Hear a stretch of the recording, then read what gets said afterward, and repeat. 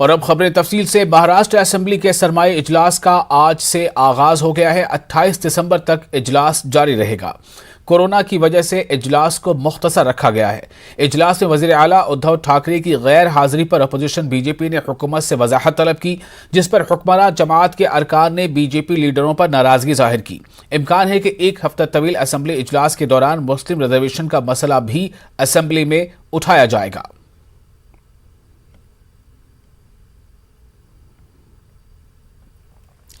Chief minister Uddhav Thackeray की assembly में गैर हाजिरी पर बीजेपी लीडरों का सवाल करना ठीक नहीं है। महाराष्ट्र के रियासती वजीर नवाब मलिक ने कहा कि बहुत जल्द chief minister Uddhav Thackeray assembly में आएंगे।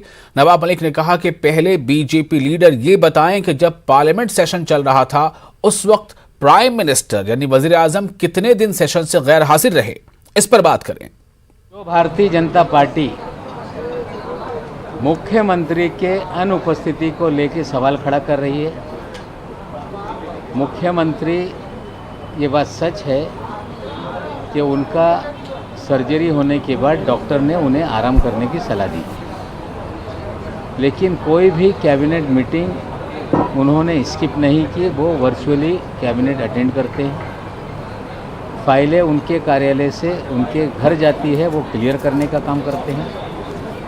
और हमें लगता है कि जो बीजेपी मुख्यमंत्री के उपस्थिति को लेकर सवाल खड़ा कर रही है, उन्हें बताना पड़ेगा कि प्रधानमंत्री सदन चल रहा है, कितने दिन उपस्थित रहे प्रधानमंत्री सदन में।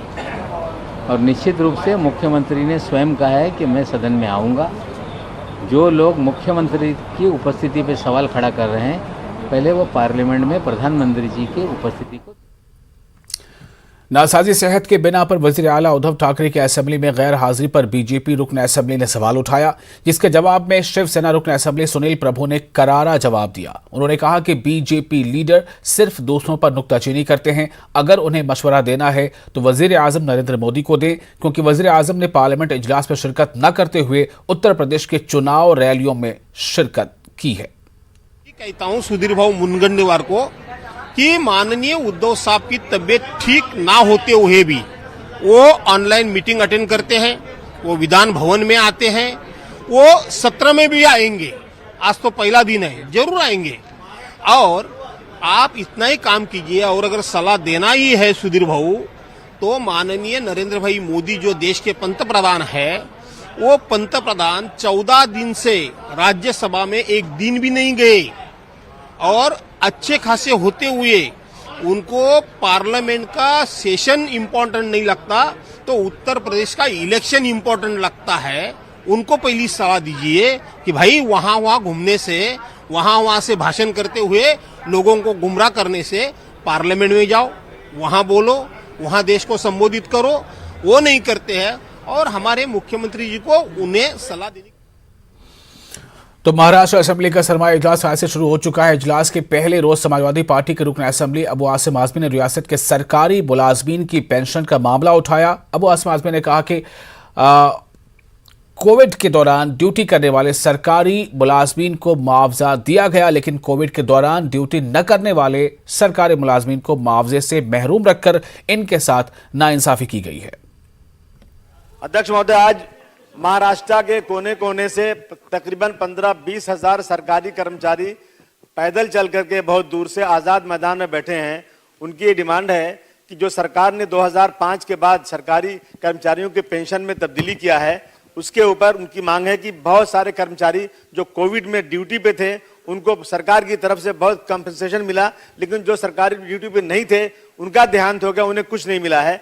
बहुत सारे उनके बाल बच्चे बिल्कुल तकलीफ में खड़े हुए हैं। अध्यक्ष महोदय, जब उनका कहना है कि जब एमएलए एमपी बन जाते हैं तो उनको लाइफ टाइम पेंशन मिलती है, लेकिन कर्मचारी जो देश सेवा कर रहा है उनके साथ कुछ अन्याय हो रहा है।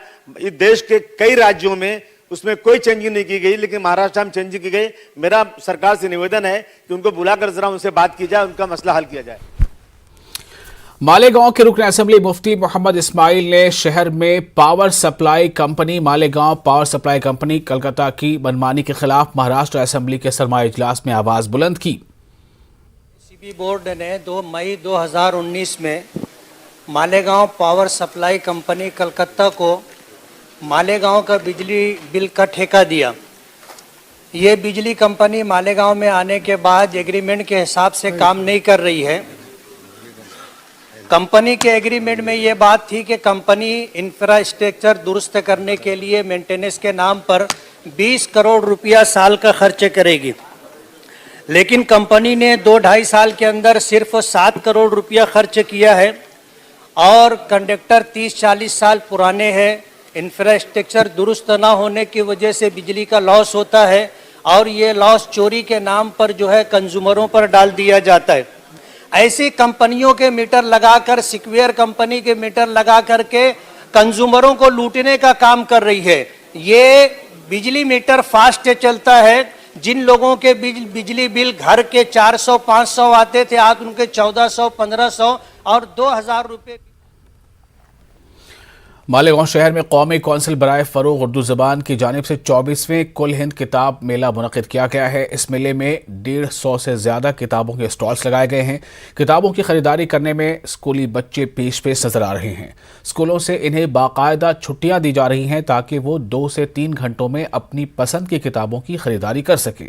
बच्चे बहुत खुश हैं कि सालों बाद कोरोना वबा और लॉकडाउन की पाबंदियों के बाद इन्हें अब इतने बड़े किताब मेले और चहल पहल देखने को मिल रही है। इनकी ख्वाहिश है कि इस तरह की किताब मेलों का इनेकाद किया जाता रहे। हाई स्कूल से हूँ और यहाँ पर आकर मैंने बहुत सी किताबें खरीदी है, किताबें से मालूमात हासिल की है। गीत यहाँ पर हम पढ़ने के लिए आए थे, यहाँ पर बहुत अच्छा लग रहा है। मैं दी मालेगांव गर्ल्स हाई स्कूल की बच्ची हूँ। यहाँ आकर मेरे को बहुत अच्छा लग रहा है। यहाँ पर बहुत अच्छी अच्छी किताबें हैं, बहुत अच्छी साइंस जर्नल, यहाँ पर ड्राइंग की। हम यहाँ पर आकर बहुत खुशी हो रही है। हमें हमारी स्कूल से हमें यहाँ पर लेकर आया गया है। हम कहानी, नॉवेल्स, ये सब किताब खरीदना चाहेंगे और ये हमारे लिए फ़ख्र की बात है कि मालेगांव में 24वीं मरतबा उर्दू किताब मेला मुनक़िद किया गया है और हम बहुत फ़ख्र महसूस करते हैं और हम यहाँ पर बहुत मज़ा कर रहे हैं। और नांदेड़ में इन दिनों शदीद ठंड पड़ रही है। लोग ठंड से परेशान हैं। खासतौर पर फुटपाथ पर रहने वाले बेघर बेसहारा लोग ठंड की वजह से शदीद मुश्किलात का सामना कर रहे हैं। ऐसे परेशान हाल लोगों की मदद के लिए लायंस क्लब नांदेड़ सेंट्रल और BJP leader advocate Dilip Thakar की जानिब से एक मुहिम चलाई जा रही है। ममता की गर्मी के नाम से चलाई जा रही इस मुहिम के तहत ये लोग रोज़ाना रात के वक्त शहर के मुख्तलिफ मकामात का दौरा कर रहे हैं। इन्हें जहां भी कोई गरीब बेसहारा फुटपाथ पर नजर आ रहा है, इनमें कंबल तकसीम किए जा रहे हैं। पार्टी नांदेड़ महानगर और लायंस क्लब नांदेड़ सेंट्रल की ओर से हर साल हम माई की ऊप यानी कि ममता की गर्मी ये उपक्रम लिया जाता है। गए साल 2021 ब्लैंकेट हमने 40 दिन देर रात को नांदेड़ सिटी में फिर कर डाले थे। अभी कल से हम ये उपक्रम चालू किया है। इसमें 2022 ब्लैंकेट डालने का हमारा मनोदय है। अभी तक हम हर गली गली जाकर रास्ते पे जो लोग सोए वाले हैं, जिनके आंग पे ब्लैंकेट का चद्दर नहीं है, उनको ब्लैंकेट डाल रहे हैं। ये कार्यक्रम हमारा 20 से 30 दिन तक चलेगा। हर दिन हम देर रात को घूमेंगे। नांदेड़ म्युनिसिपल कॉर्पोरेशन के जोन नंबर 13A की सीट पर हुए ज़िमनी इंतखाबात में कांग्रेस के उम्मीदवार मुस्कान नाज ने MIM के उम्मीदवार रेशमा बेगम को 2000 से ज्यादा वोटों से शिकस्त दे दी है। बीजेपी उम्मीदवार लक्ष्मी बाई चौधरी तीसरे नंबर पर रही। कांग्रेस उम्मीदवार मुस्कान नाज ने 4203 वोट हासिल किए, जबकि MIM की उम्मीदवार रेशमा बेगम ने 2225 वोट हासिल किए और बीजेपी के उम्मीदवार लक्ष्मी बाई चौधरी ने महज 1490 वोट हासिल किए। मुस्कान नाज की कामयाबी पर पार्टी कारकुनान की जानिब से आतिशबाजी और ढोल ताशों के साथ जश्न मनाया गया।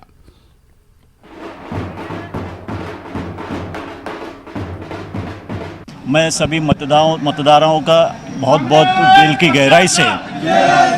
गहराई से मैं उनका शुक्रिया अदा करूंगा कि उन्होंने फ़िरका परस्त ताकतों को रोकने के लिए कांग्रेस को वोट दिया है और भारी अक्सर से कांग्रेस को चुनकर लाया है। मैं सभी कांग्रेस के कार्यकर्ताओं का, सभी नेताओं का मैं अभिनंदन करता हूं और मुझे लगता है ये 10 महीने के बाद होने वाले महानगर पालिका के इलेक्शन का आगाज़ है। हमारे दक्षिण के आमदार मोहन अन्ना और अमर भाऊ विजय अवनकर साहब और तीनों नगर सेवक गफ्फार भाई, शमीम अब्दुल्ला साहब, चांद पाशा कुरैशी साहब और उन्हीं के साथ हमारे सत्तार सेठ अजीज़ कुरैशी साहब, नासिर भाई, इन सब नगर सेवकों का मुझे साथ मिला। मैं इन सबका तहे दिल से शुक्रिया अदा करता हूँ। साथ ही प्रभाग क्रमांक 13 की अवाम का भी शुक्रिया अदा करता हूँ। साथ में मेरे जो दोस्त अहबाब थे नांदेड़ के सभी साथियों का मैं शुक्रिया अदा करता हूँ। अकोला के बालापुर में एक अदबी नशिस्त का इनेकाद किया गया। मुशायरे के अलावा शायरी मजमूए यादों के चराग का रस्म इजरा अमल में आया। बज़्म तहफ़्फ़ुज़ उर्दू अदब के बैनर तले मुनक़दा इस नशिस्त में मुल्क के मुख्तलिफ हिस्सों से शायरों व अदीबों ने शिरकत की। इस दौरान किताब के मुतालिक अदबी गुफ्तगू हुई। साथ ही शौरा ने बेहतरीन कलाम पेश करके खूब दादो तहसीन हासिल की। प्रोग्राम बज़्म तहफ़्फ़ुज़ उर्दू अदब के तरीम इसरू पर मुंतखब कलाम यादों के चराग के रस्म इजरा के ताल्लुक से मुनक़िद किया गया है। इस प्रोग्राम में बेंगलोर से, लखनऊ से, पूना से, मुंबई से, अहमदनगर से और जितनी बज़्म में जितने शोरा है वो सभी इसमें तशरीफ ला चुके हैं और मैं इन सभी का। और फिलहाल एक छोटा सा ब्रेक के बाद खबरें कर्नाटक की।